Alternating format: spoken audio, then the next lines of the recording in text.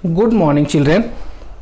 In previous video we have seen that force is equal to Gm1 m2 by r square. That is the formula for universal law of gravitation. I am repeating again, force is directly universal law of gravitation states that in this universe every object attracts every other object by a force that is directly proportional to the product of their masses and inversely proportional to the square of the distance between them. And उसी से derive करके हमने बेटा ये formula बनाया है जिसमें g क्या है, gravitational constant. In previous video we discuss about कि what is the unit of capital g. Let's see that how to find. तो सबसे पहले क्या करो, g को एक साइड रखो और बाकी सबको ट्रांसपोज करो बेटा. So what you will get, g is equal to r square is division place पर इधर मल्टीप्लाई, तो f into R square whole divide by m1 m2. अब देखो यूनिट कैसे आता है बेटा, यूनिट ऑफ g.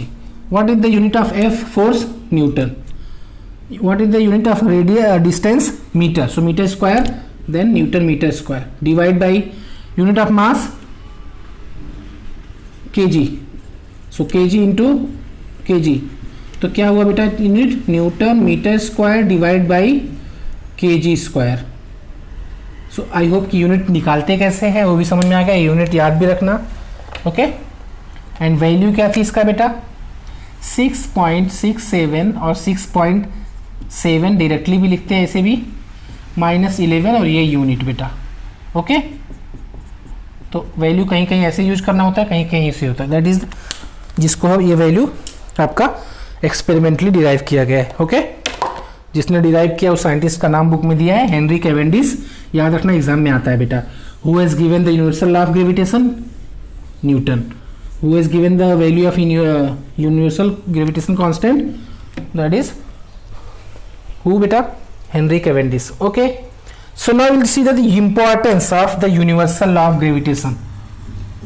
इसके क्या इंपॉर्टेंस है जो लॉ हमने पढ़ा है. कौन सा लॉ बेटा, force is directly proportional to the product of their masses and inversely proportional to the square of the distance between them.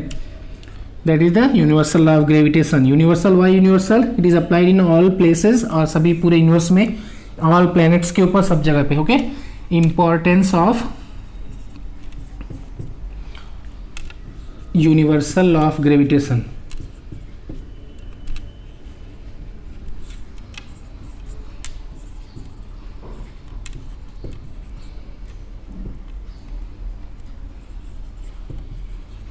Okay, so what are the importance बेटा. First importance, just suppose that अगर आप air में jump करो बेटा और अर्थ की तरफ आपको फोर्स लगता है नहीं, तो आप नीचे आते क्या, नहीं, आप हवा में ही रह जाते.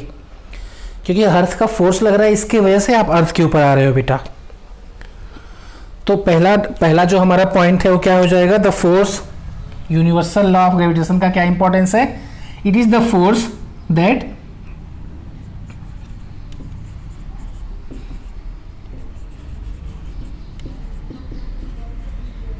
Bind us on earth. Earth के ऊपर हमें बाइंड करके, मतलब हमको अर्थ पे जो हम प्रेजेंट हैं, अर्थ के ऊपर स्टैंड कर सकते हैं, सो सकते हैं, घूम सकते हैं. ये पॉसिबल इसी लॉ की वजह से. लॉ ही तो बता रहा है कि हर ऑब्जेक्ट दूसरे को अट्रैक्ट करता है और अर्थ ने हमें अट्रैक्ट किया. तो ये इंपॉर्टेंस इसका हो गया. दूसरा इंपॉर्टेंस बेटा, मोशन इन अदर प्लैनेट्स, जो सन की motion revolves around the earth, और you can say that so in solar system planets are revolving around the sun. It is possible due to only universal law of gravitation. So second हम बोल सकते हैं क्या, the motion of moon around earth. Similarly you can write here the motion of planets around the sun beta. Okay, generally इसमें से exam में आपको 1 marks के लिए या 2 मार्क्स के लिए आता है कि write 2 points to importance of law of gravitation. तो 2 पॉइंट लिख सकते हो, the motion of planets around sun in solar system बेटा. Generally you have seen that बेटा कि रिवर में और सी और ओशियन में आपने देखा होगा टाइड्स उठता है, हाई टाइड लो टाइड सुनते हो ना, वो पानी लेवल एयर पानी के जो लेवल होता है अचानक से बहुत हाइट पे आता है और फिर नीचे आ जाता है, दैट टाइड्स भी पॉसिबल होता है ड्यू टू द मून और सन की वजह से। Okay, so next point is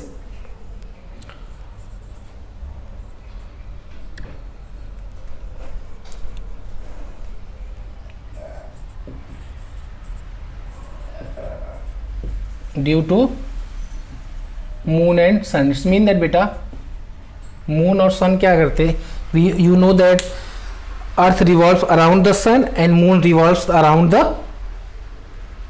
earth. तो मून का भी अट्रैक्शन हो रहा है, सन का भी अट्रैक्शन हो रहा है। और अब सपोज यहाँ पे आपका अर्थ है, इधर सपोज सॉरी ये सन है और ये अर्थ यहाँ मूव कर रहा है और इसी के ऑर्बिट में यहाँ पे आपका मून मूव कर रहा है।